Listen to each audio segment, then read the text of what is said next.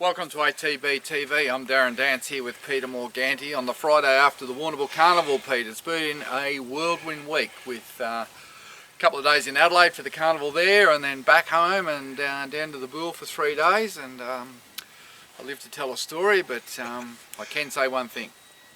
For the next 4 days, I'll be drinking water and eating fruit only. Big flush out, Darren. Mate, I've had enough of alcohol. And I've had enough food to last a month. I'm fresh as a daisy. Yeah, well, you escaped this year. Escaped. I had plenty of food, but no drink.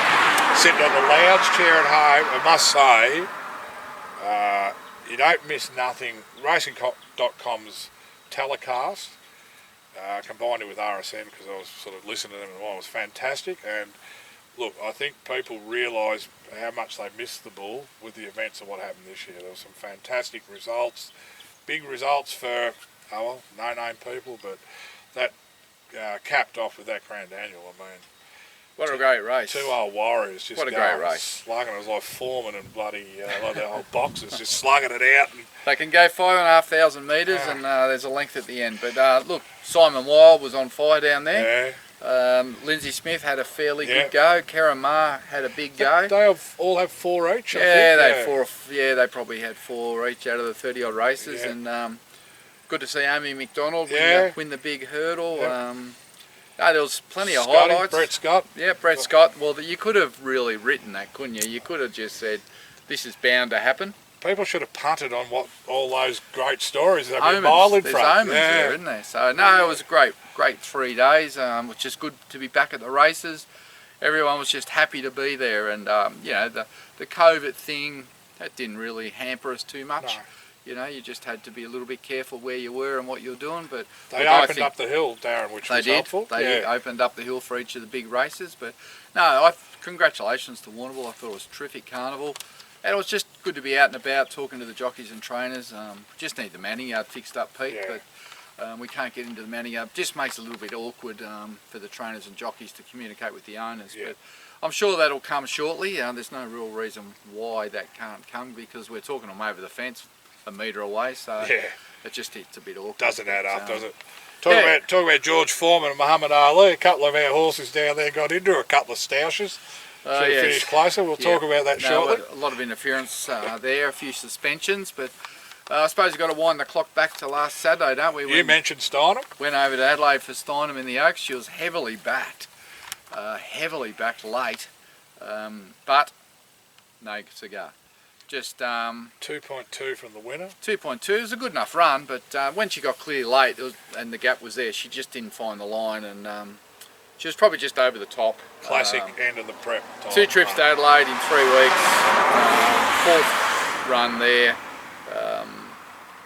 She was just over it. A little question mark on whether she does run the 2000, but she'll go to the paddock, have a good break and be set for the spring. But you know, to get beat 2.2 if she was flat and off a game, you know, it's a pretty good effort. Oh, yeah, absolutely. And she's a nice filly for the spring. So good story in itself with the winner, with Chris Calthorpe. Yeah, good to see Chris. You know, buying a horse for 5,000 and winning the Oaks. I mean, that's just what keeps people in the game. Chris normally is transporting the good ones around with his jet set up, but look, I think it was a bunch of cricketers and on $5 grand. That's a story that we'd love to see. Yeah, and in hindsight, maybe we shouldn't have run from gate 20 and just saved her for the Oaks, but it's always easy on Sundays. And I think that's at the beginning of a horse's career. They're all the little learnings you take, and you just don't forget them as you prep them down the track. But she's really one we can look forward to come spring. She'll be one of our main contenders.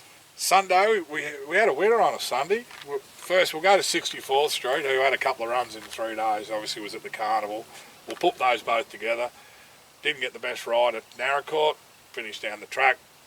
Pat was very disturbed or upset and thought she could back up on that, and we get Damien Lane on at Warrnambool and 3 and 4 wide the trip. She finishes out of that. Yeah, no, that didn't work out. Probably pretty much slaughtered at Narracourt. Pat was very angry, and then he said, well, put a good rider on, Damien Lane, and then she gets caught 4 wide, and Damien admitted it was probably the worst ride he put in 12 months, but anyway, she finished out the back. 1 just had too hard to run, 2 the back up didn't work, 3 probably a little bit of the soft track didn't help either. So Brought her home. Just got to reassess how we get a win into her now, but she might have to go north to where it's a bit drier now because the breeding season's coming up. So she's had her chances down south. Another horse that frustrated along the way.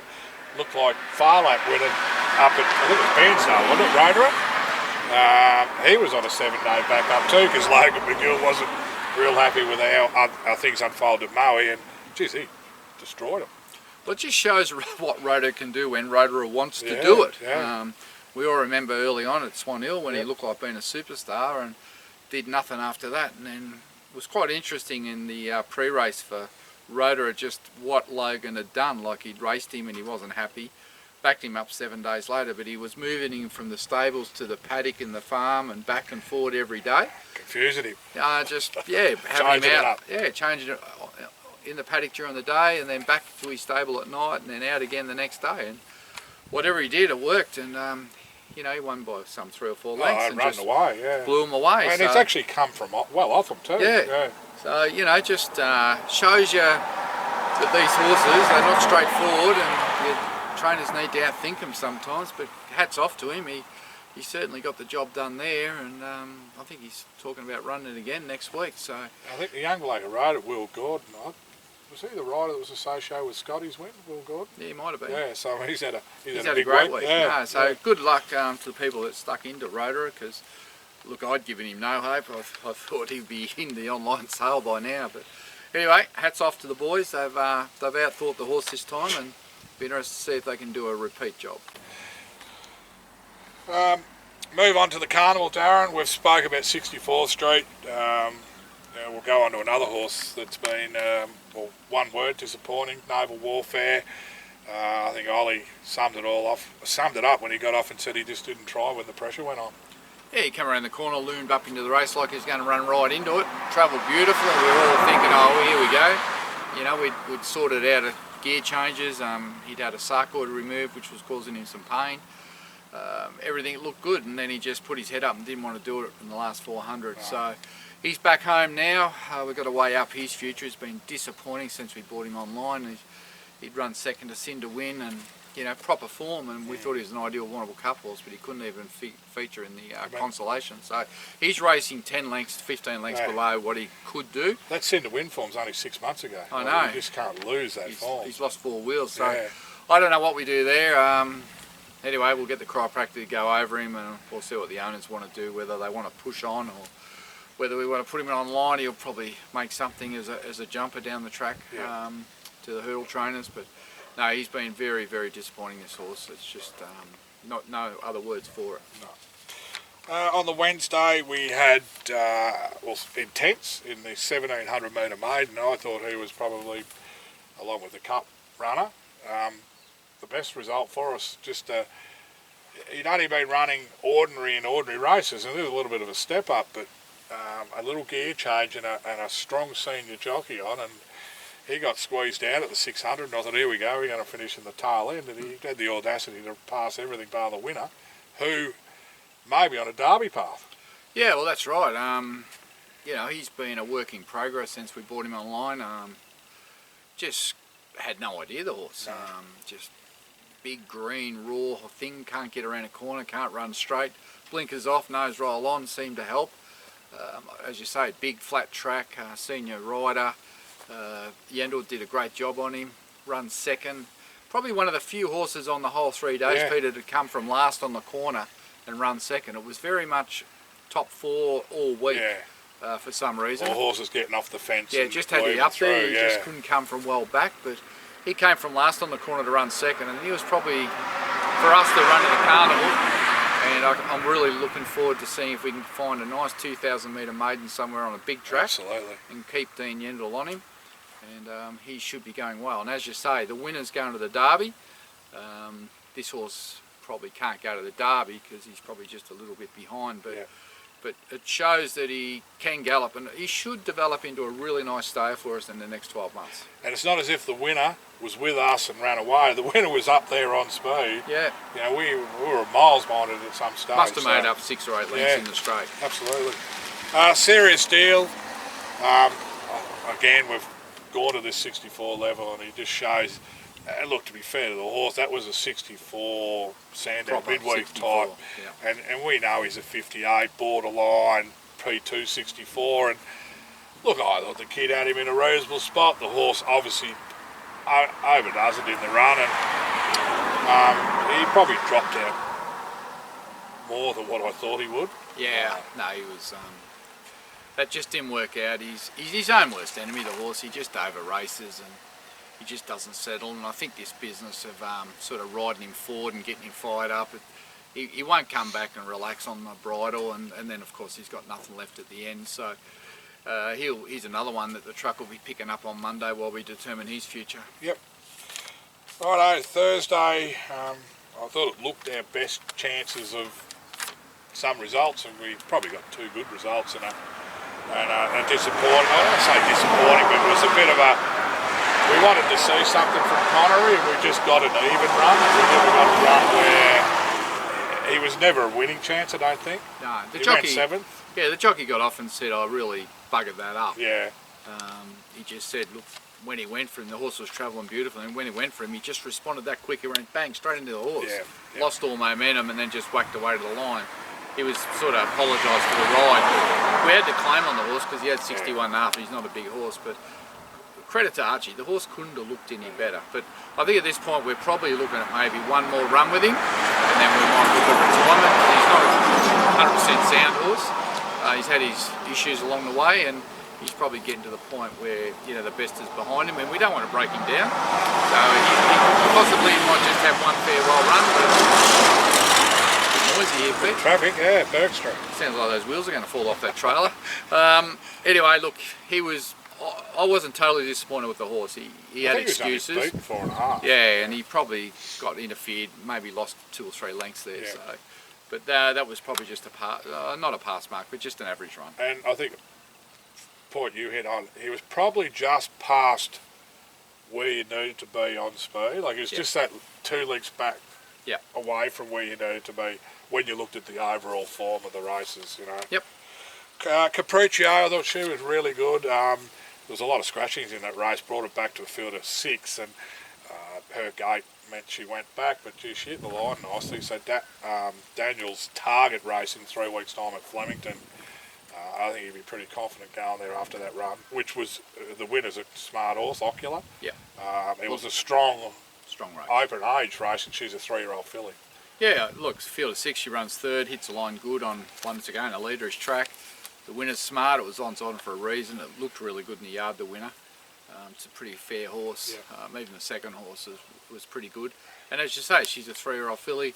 She hit the line good, not suited by that setup, and probably looking for a little bit further. She's probably a 1400 metre horse in time, but as you said, that tunes her up perfectly now for the Flemington run in 3 weeks, and she'll be ready to unleash there. Back to her own age, sex, and a track where we had a good result about 6 weeks ago. South Pacific Waterville Cup. You'd love to run this again and just see what happens without the interference, because I'd say he would have figured in the Quinella. Don't know whether he would have won, because the winner won really well. It was a class horse, but the winner was eased down, so the winner obviously had some in hand. And it was on pace where, we got into a severe tangle up at about the 300, and Johnny Allen is a bloke we've had ride a lot of our horses, but geez, it could have been a lot worse result in terms of horses being on the deck and jockeys.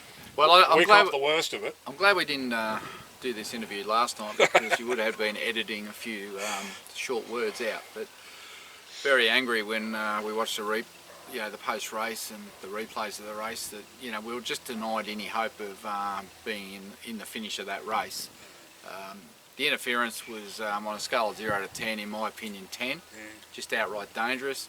Could have brought half the field down, could have brought half the jockeys down. Johnny Allen got 20 meetings for the interference.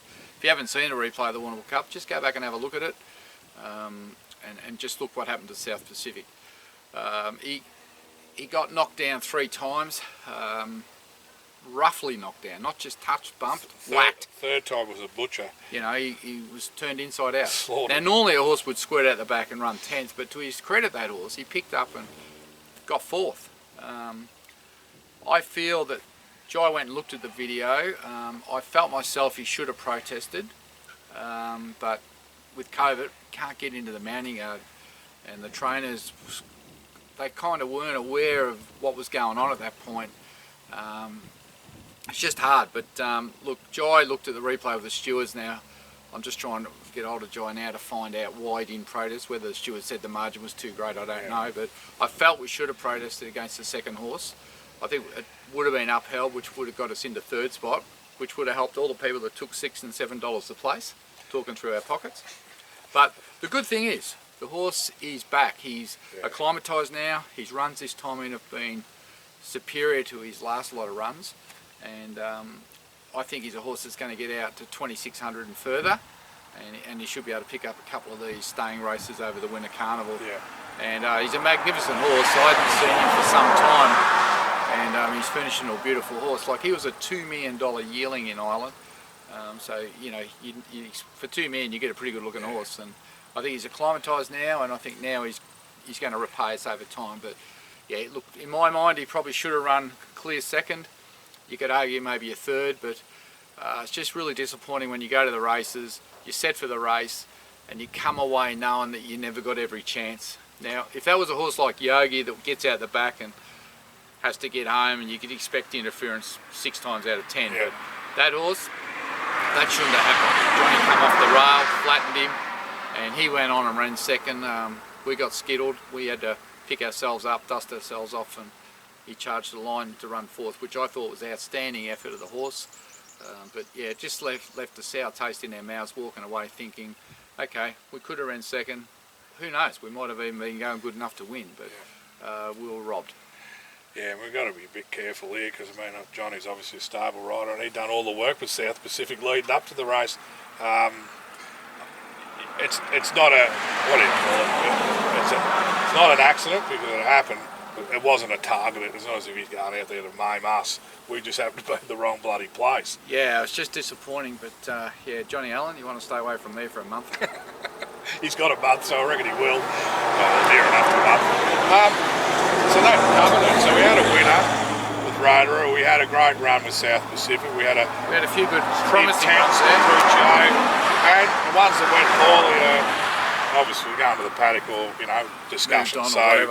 So you know, we were around about, probably didn't quite go the way we wanted, but we weren't far away. I think the fact that we didn't really have any leaders down there on pace horses, and we didn't really, and we didn't expect the track to dry out as much as it did. Consider the rain on Monday night. Yeah, well, they only got 25 mils on the track, and they would have put 10 on anyway. So the track wasn't nowhere near as bad as we would have anticipated. But anyway, that's racing, and we had a good carnival, and I'm glad it's behind us for another year. We'll kick on. So tonight, Cranbourne, Supreme Thunder, first up. Archie Alexander. A horse that's got 3 seconds beside its name. It's first up 1,400 with Benny Allen on. $1.45 I think I've seen in the early markets, Darren. So you've opened the wallet early. Well, $1.45. You've got to be joking me, right? Look, to be fair, it's got the best form in the race, but I think when you're first up in a new prep, you start from scratch. Have you heard the Archie pre-race? No. No, I haven't either. No. Oh, sorry. Yesterday there was a. Did he say it was a moral? He didn't say it was a moral, but he expects it to run well. Yeah, trainers sort of sit on the fence a bit there. Yeah, well, I think the word is he expects it to win. Right. So I take that as. But I want to see him do it. Yes, sir. I think he's been favoured a couple of times and ran second. Cranbourne's not my favourite track for these sort of horses. If something gets out and leads by a mile, it'll be hard to run down, but hopefully class prevails, and we think he's a city class horse in the making, so hopefully tonight he can get the job done. But 6 o'clock tonight it's on at Cranbourne. I'll be sitting at home on the couch watching. His last second was behind that Nick Al Spur, which was heavily back to the car. I think it was too far back. Another horse that got back on the wet track and just couldn't get going, so there was plenty of them there for the week. It's an interesting runner in the race of Doug Harrison's called Delonte. Yeah. Dandino. Is it first up? That's that one where it's had a fourth. He likes that horse, doesn't he? So he likes it. It's been figured in dispatches as a danger. Well, if we're going to get beat, I'd rather get beat by a Dandino. And the race before, Cindy Alderson's Tarantella, which I think just got run down last Friday. Right, it's had a few goes. Yeah, and so there's a couple of Dandinos in the first 2 races. Speaking of Dandinos, Got one first up, quick and dandy. I'm You going are. to Donald. Oh, yeah? I'm going to the Donald Carnival, Darren, for about 4 races. right. We got quick and dandy. Is it Donald Cup Day? No. No. There's a 2-year-old race on there that leads into the Swan Hill Carnival. Oh, yeah. The meeting has got a title, but I can't remember what it is. Yeah, we're first up. Declan Bates, drawn 6, 13.50, which tells me Archie's good at winning first up with these type of horses. Yeah, I reckon he's got a great record. Right. So has Kamani. I think these staying types, they get them to a level fitness-wise that they can show up. Remember the other Dandino that not Crackerjack King that Archie had that ran second at Crackerjack Prince. I think he can get them right, get the balance right, and I expect her to run well. Right. Who rides? Declan Bates. I suppose I need to... I looked, there was no odds up earlier. No odds? I was just going to have a look while you were Yeah. talking. I think she'll start single figures and low single figures. Right. Okay. She's trialled okay. She's trialled well. She's going good this prep. Yeah. I know he's pretty happy with it. Do you know what race 1 is it? Yeah. Bad number. No fixed odds No. up. Nothing there to report. And I haven't looked it deeply into the field because I just take it on trust that Donald Maid and Archie knows what he's doing. If he plays well, and I reckon she's a good each way. Well, we just want to see hitting the line. Yeah. Suggestion she's got the ability. Yep. 2 races or 3 races later, we got old Periscope out to 2,000. To be thinking, you beauty. Second up, is it? Second up, Declan Bates, gate low number 4 or something. I think we probably think 3rd or 4th up is Cherry Ripe, but I think he'll run a cheeky race. Only on the fact of the way he travelled that race first up, like you said, that he just punched it because of fitness. Yeah.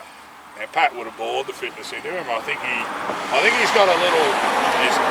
Once they go from the track back to his farm, he reckons he can improve with 2 or 3 lengths just with the work he does there. Right. Well, if he finds 3 lengths, Yep. I think he's a good each way chance, Yeah. but the best is yet to come over 2,400 later 4th on. up, we know that. Yeah, but yeah, he'll be a sneaky chance there. Yep, so they're me too. They're the only 3 runners for the weekend. Yeah, we did have Sea Princess out here, but she scratched because she drew gate 116. So she was down to go, we're nominated for Mornington, but we had a quick look, hasn't accepted. But they did say there's a plethora of races for her. Right. All right, well, she's not far away. Yeah, and I don't know too much more apart from that, Darren. No, well, we'll leave it there. Southern France is having a gallop at Newcastle tomorrow. Between the races. Yeah, between races 2 and 3. Do you want a video I'll fly up. off the screen? But we might get a split screen. Thoroughbred Central. They're pretty good at that Sky Channel. Truck coming there. But that's it for me. All right. I'll just tell Liz to get the car out of the driveway because there's a big truck coming. Maybe, Anyway. yeah. All right, well, until next week, we've survived the good. Go and watch the Warrnambool Cup replay. Shed a tear for us. I might actually just pop it up at the end of this. Yeah, please do. Please do. And see if you can get the head on as I well. won't have to put an arrow on our horse because it's the one with the legs. It's in the black colours. Oh. Gets hit by the one in the Mars colours. Stablemate Poleaxes it. Pink, blue, hits black 3 times. I'll ping pong Johnny Allen if I see him.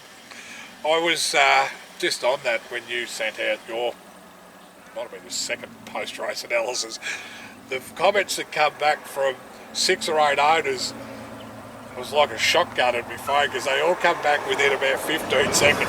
I agree. If this was Sydney, you'd get life. But there was some big names in those comments too. So if Johnny Allen was within grabbing length, he might have got strangled last night. I reckon he's lucky that we had COVID rules in place in the mounting yard, mate. Anyway, we can laugh about it now. Like you said, the best thing is the horse is back. Yeah, that's the only thing we can hang on to. Yeah. No point hanging on to those each way tickets. No, they're gone. Till next week, Darren Dance with Peter Morganti. Have a great weekend, and we'll be back next week. Trying to get out, then Sky Horse, Harder Poisson's getting a bit of room. Moonlight Maid out deeper, and then Constantinople. The top weight went for home though. Ladon de V sprinted 2.5 in front at the 150 from Sky Horse, Constantinople, Moonlight Maid, Harder Poisson's late, but the toppy's home. Ladon de V's got the cup all parcelled up. Ladon de V home by 3. Second, Harder Poisson's, Moonlight Maid in 3rd. South Pacific, I think, 4th, just in front of Constantinople, home by midnight. Gallic Chieftain, Sky Horse, hard and tough.